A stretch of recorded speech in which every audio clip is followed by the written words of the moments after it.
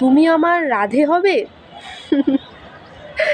আপনি কি নিজেকে কৃষ্ণ দাবি করছেন, নাকি আপনি কৃষ্ণের মতো হতে চাইছেন? আরে ভাই, কৃষ্ণ এই বিশ্ব ব্রহ্মাণ্ডের সৃষ্টিকর্তা। আপনাকে তিনি সৃষ্টি করেছেন, আমাকে তিনি সৃষ্টি করেছেন।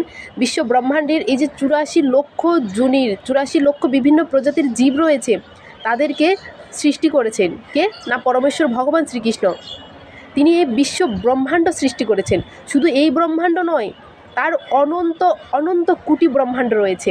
সেসব ব্রহ্মাণ্ডের নিয়ন্তা তিনি, মালিক তিনি। আর সেই বিশ্বপতির মতো আপনি নিজেকে দাবি করছেন যে তুমি আমার রাধে হবে, মানে আপনি নিজেকে কৃষ্ণ দাবি করছেন, আর আমাকে বলছেন যে তুমি আমার রাধে হবে। মানেটা কি? নিজের মুখের ভাষাটা অন্ততপক্ষে একটু সংযত করবেন, হ্যাঁ?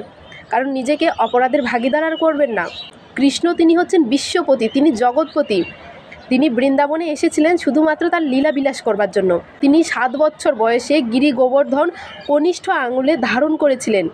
1 দিন 2 দিন নয়, 7 দিন 7 রাত। আপনি না হয় 7 কেজি ওজনের একটা পাথর মাত্র 7 ঘন্টা হাতে এরকম করে ধারণ করে থেকে আমাকে দেখাবেন, তারপর না হয় কৃষ্ণ সাজতে আসবেন। মানে কি আর বলবো, আমার আর বলার আর ভাষা নেই। তুমি কি আমার রাধে হবে? আমি রাধে নই ভাই, আমি রাধারানীর ক্ষুদ্র একজন দাসী। আমি আজীবন পরমেশ্বর ভগবান শ্রীকৃষ্ণ আর রাধারানীরই সেবা করে যেতে চাই। নিজেকে আর পাপের ভাগিদার করবেন না। নিজেকে কৃষ্ণ ভাবাটা বাদ দিয়ে দিন, আর অন্য সবাইকে রাধা বলে সম্বোধন করাটা বাদ দিয়ে দিন। এতে আপনারই পারমার্থিক কল্যাণ হবে। হরে কৃষ্ণা।